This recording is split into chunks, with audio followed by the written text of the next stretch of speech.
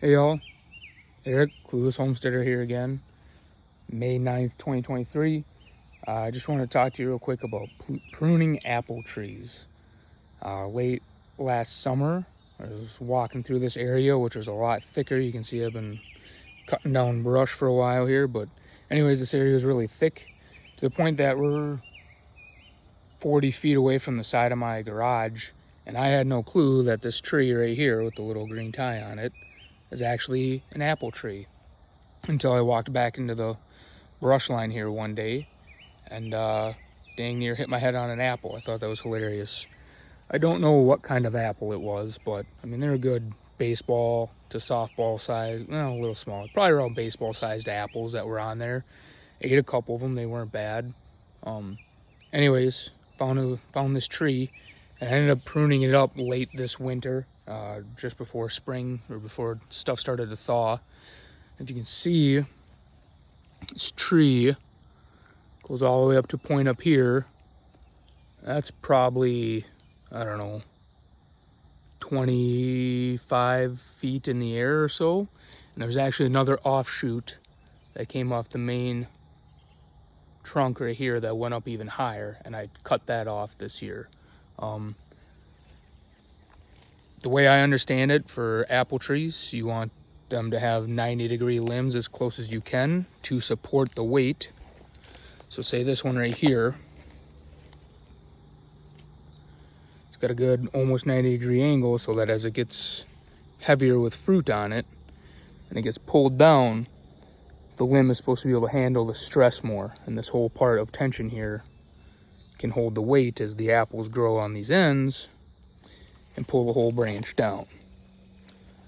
So what I did is I went through, cut out all the ones that had upshoots that were going off at, 45-degree angles or worse, and I cut those off and helped to pare back the tree and then to get some more airflow in here.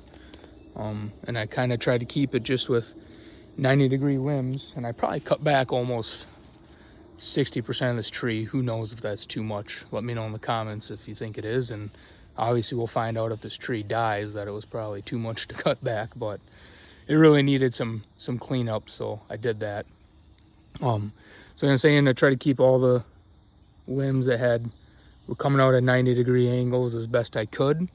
And then if you notice, everything is spurring away from the tree. So not only did I make sure that I try to get my limbs that were closest to 90-degree angles, I tried to trim out in between all these parts that were running into each other, all the little stems that came in. So like even these ones on the inside here, I should probably end up cutting these out, or at least I will after they flower out. This guy's getting ready to bloom here soon. But after they give me some fruit this year, I'll probably end up cutting off this whole limb right here just to keep good airflow and separation between this main branch and this main branch right here. But for now, since how much I cut it back, I think I'm good for a year to leave this one on. And then at the end of the year, or well, late winter, I'm going to cut that main branch, top branch off again. And if anything, I might just cut the whole thing down to right here and start over just so this tree is more manageable. We'll see. Maybe I'll have a ladder that's tall enough to get me up there, but I don't really know how high I want to go up on this tree. So maybe this branch that shoots out right here will be my top point. I think I'll go with right here. That'll keep me at around, I don't know, the 20-foot mark maybe. But anyways, finding this apple tree right here is what gave me the thoughts to put in the other apple trees that I've done videos on about caging them and whatnot here. And those guys are starting to leaf out as well.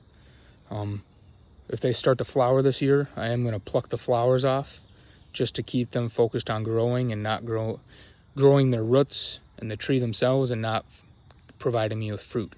So for the year, gonna get apples from this tree, probably just use them for pies for the most part. And then way back off of my wood line over here, we have a huge crab apple tree that I'm gonna try pickling crab apples this year, which I've never done before, but saw a recipe, so I thought that'd be fun. Anyways, to recap, pruning an apple tree. From what I understand, Obviously, the internet's going to be able to give you tons of info, and that's where I pulled most of this from, let's see, the University of Minnesota's website, and then as well as I watch M.I. Gardner a lot on YouTube.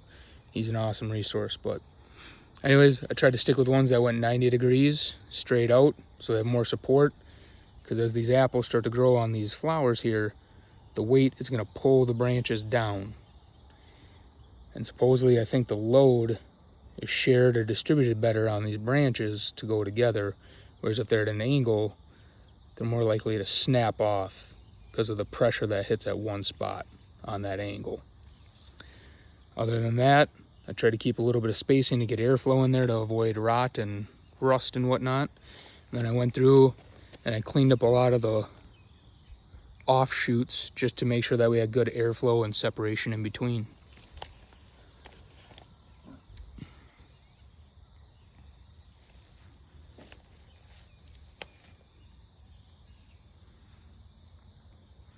And I'll do an update once we flower out, and then later on in the year when if we get apples on this tree this year, just to see how it turned out.